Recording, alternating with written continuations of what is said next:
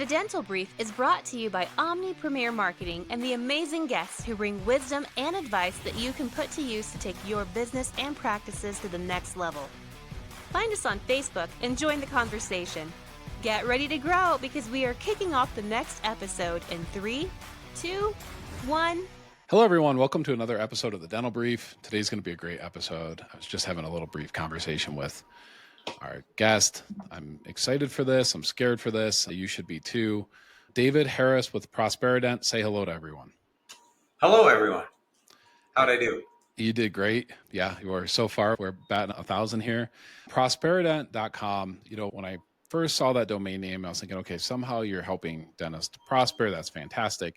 Then I go to the website and it says Dentistry's Embezzlement Experts right across the front, the top section of the website. And I know we're going to get into that. First, I want you to tell us, how did you start working with dentists in the first place, David? How did Prosperident get to where it's at? It's a pretty good story. And I would like to be able to say that I had some kind of business vision and I followed the vision. Right. That is not at all what happened. I got kicked out of high school. I joined the Army because it sounded a whole lot better than prison, and that was my other choice that day. Became an investigator, spent 12 years in uniform, left the Army, grew my hair long like it is now, became a civilian, worked for a bank for a couple of years and got really frustrated and quit. And in 1989, I was sitting at home, bored silly. I had just left my job with the bank and the phone rang. And it was a guy I'd been in high school with in my quick trip there because I made it to about 2 months into my sophomore year. And he was now a dentist. And he called me and he said, I think my front desk person is stealing from me, David, and I don't have anyone else to call about this. So his timing was magnificent. You know, I was so bored and therefore so suggestible. So I said to him, no problem. What time do you close? I'll come over to your practice after you shut down and we'll get to the bottom of this. So a couple hours later, I show up at his practice. This was 1989 BC, in other words, before computers. So he was using the old pegboard system that dentists used to use before there was such a thing as practice management software. And in pegboard, every patient had a card that showed how much money they owed, like an 8.5 by 11 cardstock thing. And they used to keep all these in a tray. So I got to his practice and he shoved this tray of cards at me. And I said, all right, let's go at this a little bit differently. Show me where she works. So my friend took me over to the suspect's workspace and I started going through the drawers in her desk. And now my friend was just going bug-eyed, like, are you going to get me arrested for this? And I explained to him, well, no, actually, it's not her desk, it's your desk. She just sits there during the day. And what I found under one of her drawers was what we call in the trade her cheat book. So thieves need to keep track sometimes of what they're doing so they know what's real and what's fiction in a practice's accounts. Jeez. And in this century, it's more likely to be an Excel spreadsheet somewhere, but in 1989, it was a notebook. And I found the book. And once I found that, the whole thing unraveled pretty quickly. And a couple of hours later, we had a very good idea of what had happened. The amount that had been stolen was about $35,000, which was big then. It wouldn't be now. Yep. So I thought I was done, but my friend hit me up for another favor. He said, can you please come back in the morning because I'm going to fire her and I'd rather not do that by myself. Sure. Okay, I'm going to be bored tomorrow too, so of course I'll come back. So I came back the next morning. We fired her, it took about 10 minutes. My friend promised to buy me dinner that I'll mention I'm still waiting for. And I just kind of shrugged my shoulders and walked away and thought, well, that was interesting. But I didn't really plan on making it a career. Yeah. 2 weeks later, Patrick, lightning struck. And what happened was I had an appointment at my own dentist office. So I went over there. I put my hand on the front door. I was about to pull the door and go in. And I looked through the glass panel in the door. And what I saw that stopped me in my tracks was the same woman I helped fire at my friend's 2 weeks ago, sitting at my dentist's front desk. Jeez. That is not exactly what I said next. I'm sure. Um, yeah, I turned around hoping she didn't see me. I sprinted to a payphone because in 1989 you didn't carry a cell phone. Right. And I called the practice and I used a little bit of deception to get through to the doctor. And I told him about the time bomb that was loudly ticking away at his front desk. And he panicked and hired me. And that was my first client. Yeah. So, David, that's fascinating, by the way. It's absolutely fascinating. I had no idea about this cheat book. It makes sense, though. I'm going to ask you some questions here, and I'm going to hijack probably what you wanted to talk about, because I didn't know about that cheat book, and it kind of had me going off like there's a lot of other things that these people that are really good at stealing do that are probably some telltales that maybe you don't see the book, but there's some other things. So I want to talk about that in a minute. But I also want to bring up on your website, Prosperident.com, again, that's the website, you have a section called Hall of Shame. And it's right up at the top right. You can't miss it. Go check it out. And you have mugshots, usually, that are taken from the web of people that looks like they stole from medical or dental practices, which is fascinating. There's 38 pages of them. I didn't count the rows. It looks like maybe there's 10 people on a page. So it looks like maybe there's 380 examples on there. Those are just the ones that we're told about. I have a feeling, and some of this is based on my own experience, that when somebody steals from a practice and the dentist finds out about it, that a lot of times that's not talked about again, right? They're probably let go, right? But and by the way, let me interrupt myself here. I've heard people say, I think my office manager is stealing from me, but I can't do anything about it because I don't have someone to replace her, right? So, but this happens a lot. And dentists don't talk about it because they're ashamed or they feel bad or, it happens all the time though, right? Way more than what you hear about. It does. So our Hall of Shame has about 700 inhabitants. Yeah. And you're right. That's the tip of a bigger iceberg. Yeah. So first of all, we only put people into the Hall of Shame when they've kind of entered the public domain. So they're charged or convicted or, there's something external. And that's because that's what our lawyers tell us to do. Right. And people have this constitutional presumption of innocence that we have to respect, even when we know damn well that they took $600,000 from their doctor. But sure, I'll air my frustrations on that some other time.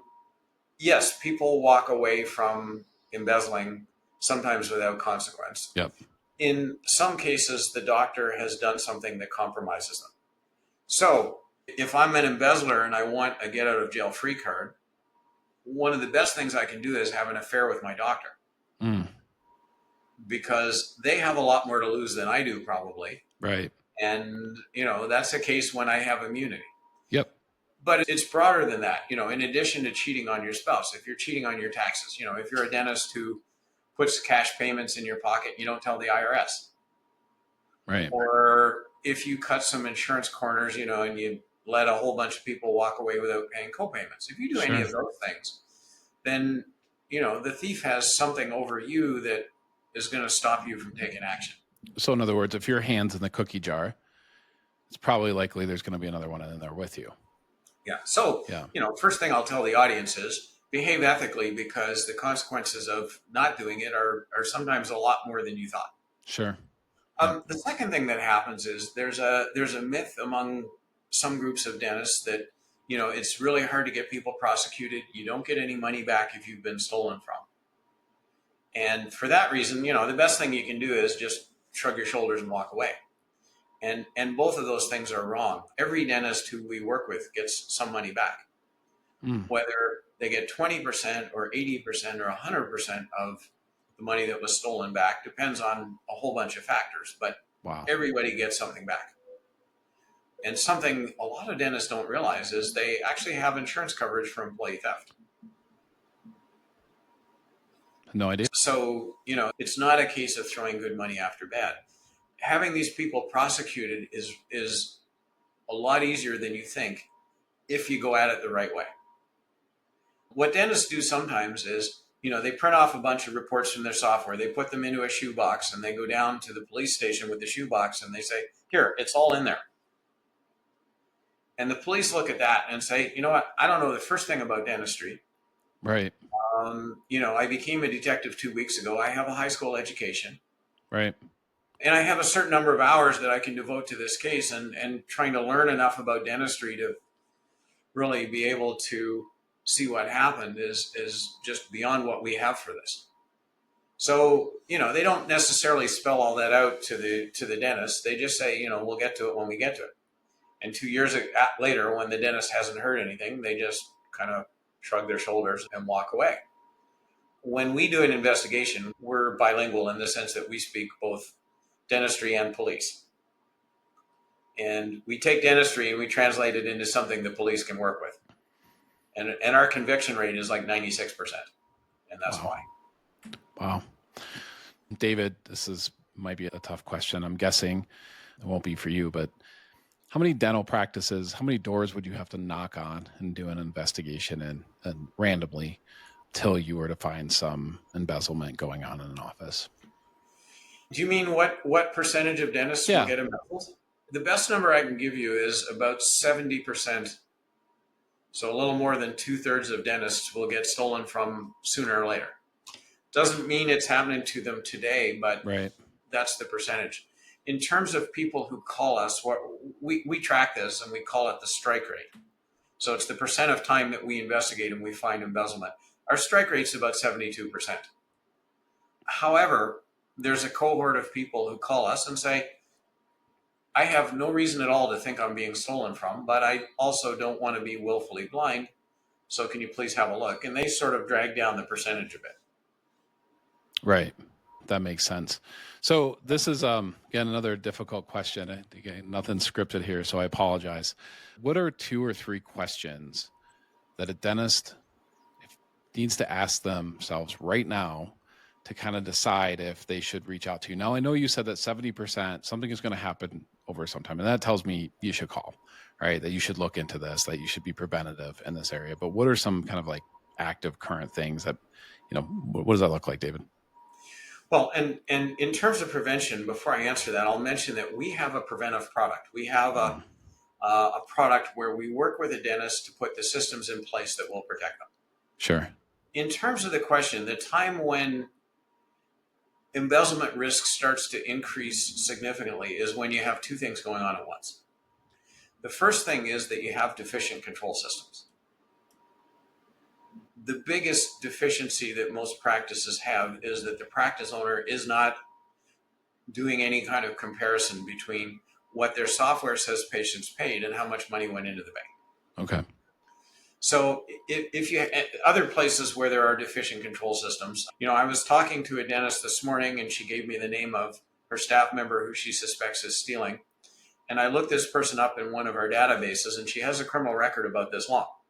Oh, geez.